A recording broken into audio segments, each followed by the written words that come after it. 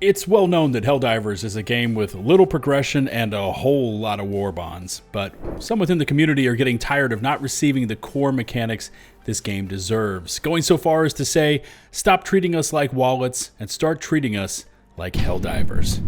Yeah, I've got the full breakdown for you, so stick around. In case you haven't done so already, please hit subscribe and ring the notifications bell. Swiping right to hype the video really helps out, and let's check out this one coming from the community.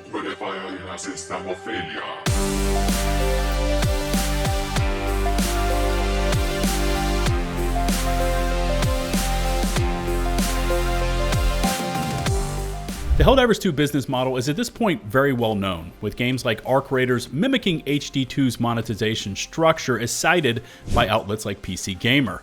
Embark boss says Arc Raiders' $40 price was inspired by the likes of Helldivers 2. Quote, "We'd rather make people feel like it's totally worth $40.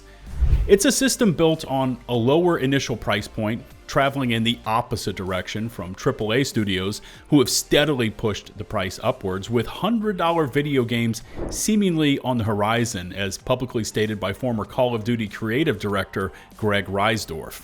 By comparison, Helldivers 2 is able to deliver a wild and raucous gaming experience for a fraction of what other games initially charge, which, come to think of it, may have been part of its overall appeal to the broader gamer base, especially when it launched. But for some, the constant release of new paid Warbonds is starting to draw some criticism. As we see in this recent FandomWire article, Helldivers 2 players criticize Arrowhead for using a, quote, free-to-play monetization system in a $40 game. One Reddit user, ImpressiveMoney5535, did not hold back while criticizing the game. The user called out every facet of the game and the decision-making leading up to it in their post. Arrowhead is treating HD2 like a free-to-play title. FandomWire has also linked in ImpressiveMoney5535's Reddit post, which is over on the Helldivers Reddit, link in the video description to all of today's sources, by the way. And FYI, this post has earned over 14,000 upvotes. Now, we'll check it out in just a moment because it really breaks it all down, but first, there's just a little bit more here from this article. The central argument of the viral Reddit post is that Helldivers 2 is being compared to War Thunder, a F2P or free-to-play game, which has everything locked behind a paywall. However, players have already shelled out $40 on the game, but are met with the same treatment. The argument of massive grind or real money transactions is further echoed by Helldivers 2's level 25 wall. Fans of the game chimed in on the post arguing that once players reach level 25, the base game's progression virtually, that word is important, virtually halts. From that point on, premium Warbonds become the only meaningful way to unlock new gear. Ooh, I've got some thoughts on this, but I'm going to hold back for right now until we finish up, but we're definitely going to come back to this. Another issue that has been highlighted is the lack of free rewards. Early in the game cycle, Arrowhead used to give players free stratagems simply for completing major orders and free armor from special events. These days, almost every new mechanical addition is locked behind a Warbond paywall. Yeah, I remember the cracked stratagems we got to use temporarily during December's Festival of Reckoning, but off the top of my head, I think the last time we got a free stratagem that we got to keep was the grenade launcher battlement, and I'm sorry, I don't know the technical name for it, or whatever it's called in-game. Editing buzz here, and according to a quick search, the last time Helldivers 2 got a free stratagem was around March 27th, 2025 with the EGL21 Grenadier Battlement. Anyways, FandomWire finishes up their take on all of this with this final statement. Back when the game launched, it was lauded by gamers and critics alike. It was labeled as a breath of fresh air. Apart from other factors, its modest monetization and consumer-friendly approach were the driving factors behind the positive PR. Johan Pilestedt, who was CEO at launch before stepping down to Chief Creative Officer in May 2024, was quoted during the game launch regarding monetization, which won the fans' hearts too. However, the community now feels that Arrowhead has stopped earning that right. Fans state that the studio is now prioritizing the financial demands of Sony rather than player experience. And just for context, and this is me just speaking off the cuff here is that original tweet from Johan Pilestedt, who at the time was the CEO of Arrowhead Game Studios, saying, quote, "You have to earn the right to monetize. I truly believe that. If people want to support this title, they have an option, but we are not forcing anyone to do so." All right, I can't hold it in any longer. It's time to weigh in, which, come to think about it, now is probably the right time before we take a look at the Reddit post that sparked this article. I'll get to the $40 argument, but first, this bit about the level 25 wall, and once a diver reaches that level in-game, their progression virtually halts. And remember, I stressed that word virtually.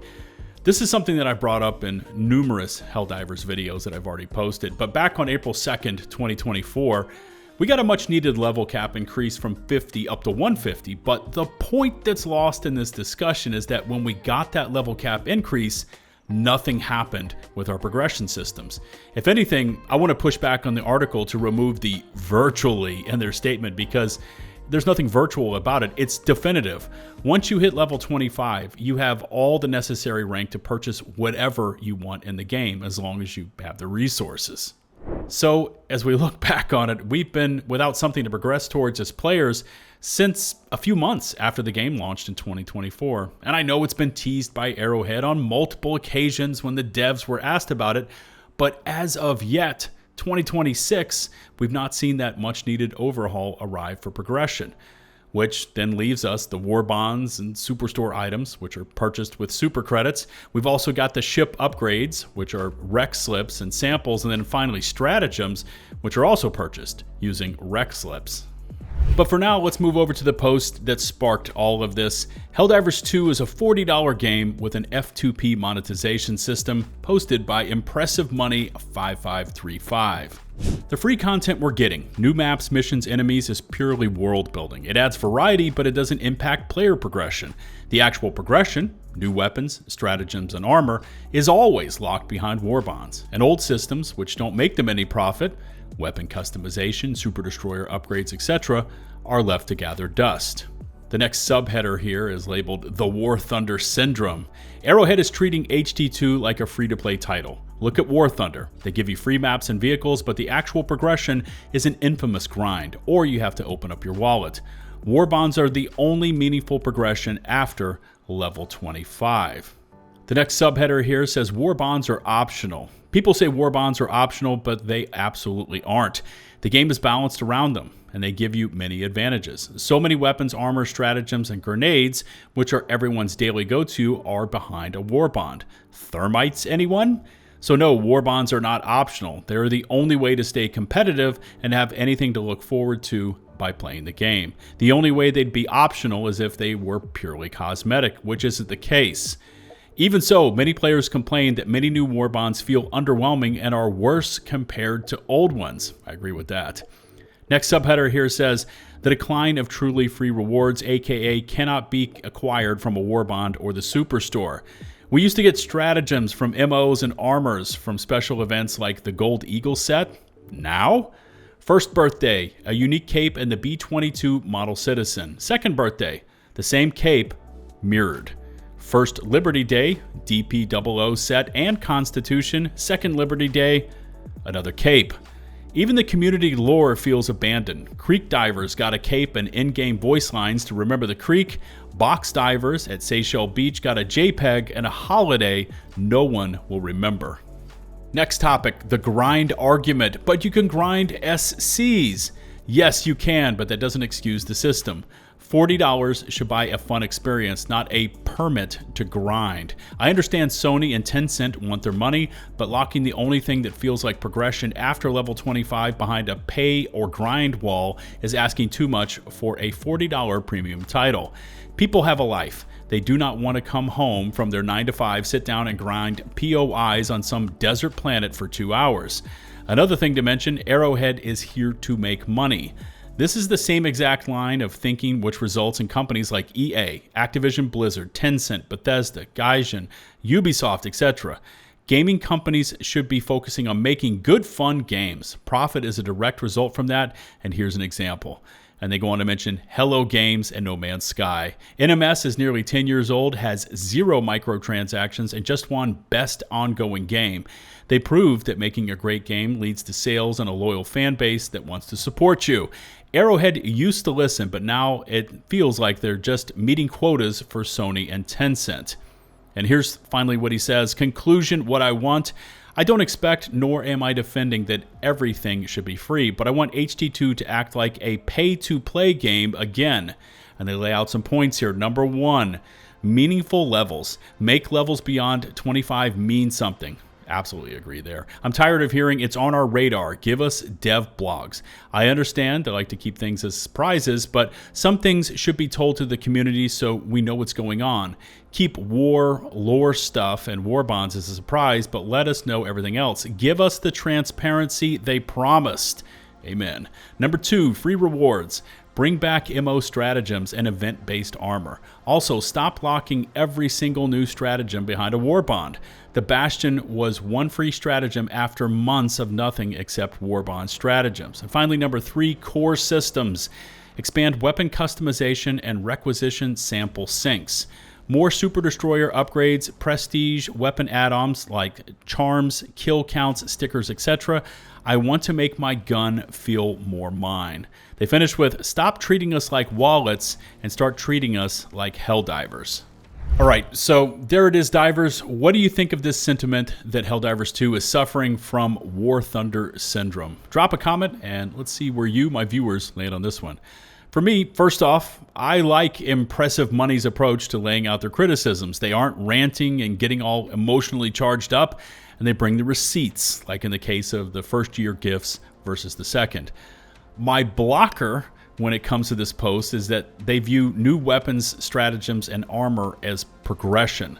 And personally, I've never looked at the items in the Warbonds as progressing my character or even my power level. In fact, many times the new Warbond gear and weapons are lateral movements, as in another whatever that is virtually the same as something we already have. We've all been there. Oh, look, another light pin shotgun or another assault rifle that behaves like the other 6 I've already got in my armory. Progression, at least to me, was building up through the ranks, working towards a higher rank so we could unlock something new in the ship computer. And as they say, there's nothing past rank 25 in terms of that kind of level of progression. Now, a little preface here before I lay into this next point. You see, I'm not a full-time YouTuber or a full-time gamer like some people out there think I am. I hold down an IRL job that often demands overtime. I'm also a husband. I'm a father. And so I can appreciate that there are so many things to do on a daily basis outside of turning on Helldivers 2 and getting in an operation.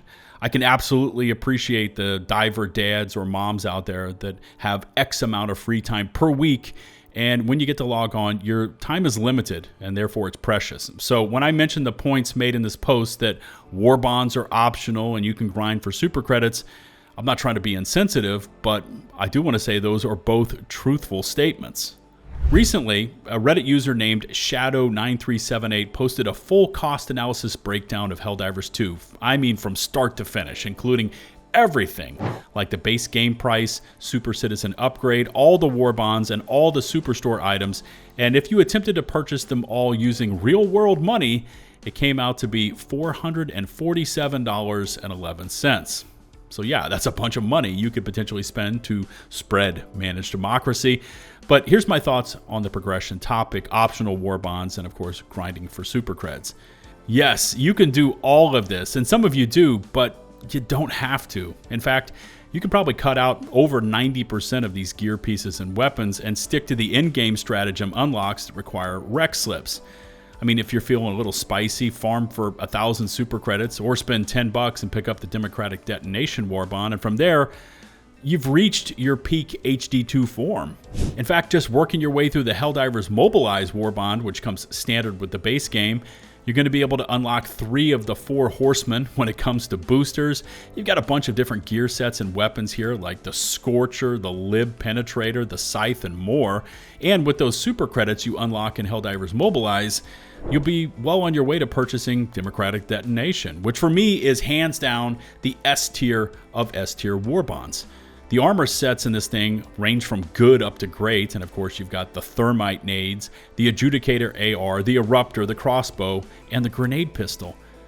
Everything else from there can be purchased for rec slips. Want some punch to drop elite level enemies?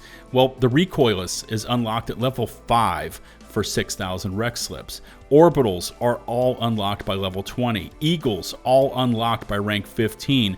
turrets, sentries, backpacks by rank 20, and even the mechs come online at rank 25.